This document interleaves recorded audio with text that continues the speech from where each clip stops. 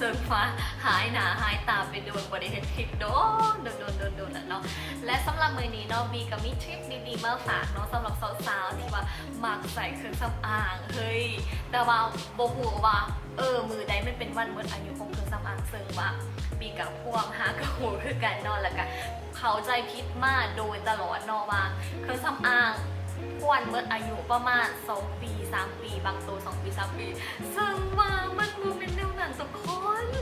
มันโมเมนต์แนวนั้นเลยซึ่งว่าปีกระหักกระหูเรื่องปีสิมาแชร์ให้เบิ่งเนาะปี10ตัวอย่างเนาะตัวอย่างให้ทุกคนเบิ่งก่อนเนาะก็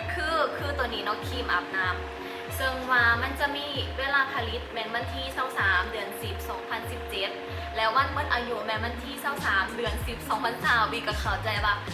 มันต้องเมื่อ2020ซึ่งว่าเฮ้ยมันโมเมนต์ตัวนั้นเนาะมันอย่างสั่นคือตัวนี้มันระยะเวลาของแม่ค้าหรือว่าคนขายสามารถว่างขายได้ในระยะเวลานี้ส่วนเขาซื้อมาใส่แล้วหลังจากที่เขาเปิดกล่องแล้วเขาต้องใส่ภายใน8 เดือนนะทุกคนคือตัวนี้มัน8 เดือนสำหรับครีมอาบน้ำตัวนี้มัน8 เดือนเนาะมันเขาจะสังเกตอยู่บนที่ว่ามันเขียนใส่บอลนี้มันสิเขียนใส่ว่า8แล้วก็เอฟก็คือ8 เดือนเนาะอยู่บอลนี้บอลเปิดฟ้าและแต่ละอันพวกกันหนาก่อนโอเคและแต่ละอันโมคือกันเนาะเซนว่านี่ครีมมาสก์หนาของบีตัวนี้เนาะหลังจากเปิดแล้วต้องประมาณ12 เดือนทุกคนมันบ่ค่อยจะเห็นบ่ค่อยจะโฟกัสก็คือบีจะขึ้นเทอร์บอลนี่เนาะก็คือมันจะเป็นลักษณะคล้ายคือฟ้าแล้วก็เปิดออกแล้วมันจะเขียนตัวเลขใส่แต่ละอันว่า12 เดือน8 เดือน6 เดือน3 เดือนหรือว่าเท่านั้นเท่านี้เดือนก็คือหลังจากที่เขาเปิดใส่แล้วเขาต้องระยะเวลานั้นก็คือเมื่ออายุโมเมนต์ว่าเปิดแต่ปีกายหอด2 ปี3 ปีก็ยังคิดว่ามันยังพันเมื่ออายุเพราะว่า expire มันบ่พันเมื่อเราทุกคนแต่ว่าความจริงแล้วโมเมนต์แบบนั้นแต่ถามสมมติว่ามันบ่มีเขียนในหันแล้วก็เฮาอยากแบบว่ารักษาสุขภาพใบหน้าผิวหน้าของเฮาเนาะมีจะบอกแนะนำข่าวๆเนาะว่ามันจะมีประเภทของแต่ละเครื่องสำอางเนาะเช่นว่ามัสคาร่าอายไลเนอร์มีอายุน้ำใส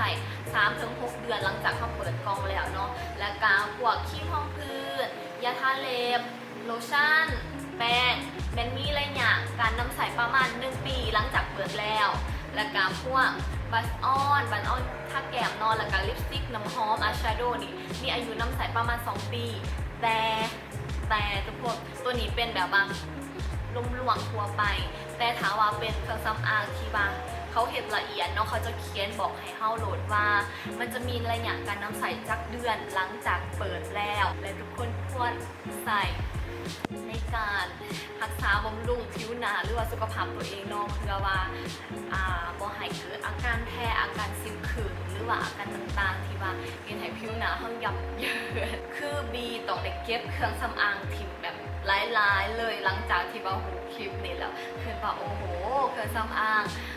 มันมีระยะอายุใส่ประมาณตั้ง2 ปี3 ปีเขาก็ควรเก็บไปแต่จริงๆแล้วมันโมเมนต์เลยจริงๆแล้วมันแมนระยะอายุเวลาหลังจากเปิดมันจะมีกำหนดของมันซึ่งว่ามันบ่ได้หลายคือเขาคืนเนาะโอเคนะทุกคนเนาะจบกันไปแล้วเนาะสำหรับคลิปนี้เนาะหวังว่ามันจะเป็นประโยชน์แก่สาวๆหลายคนแล้วก็เป็นประโยชน์เพื่อรักษาสุขภาพผิวหน้าเนาะบ่ให้ซิ้วคืนบ่ให้แพ้ง่ายอย่างต่างๆเนาะและก็ถามว่าใครที่มาคลิปนี้เด้ออย่าลืมกดไลค์กดแชร์เป็นกำลังใจให้ดีในเด้อแล้วก็กดติดตามเพจในเด้อโอเคบ๊ายบายไปก่อน But if you close your eyes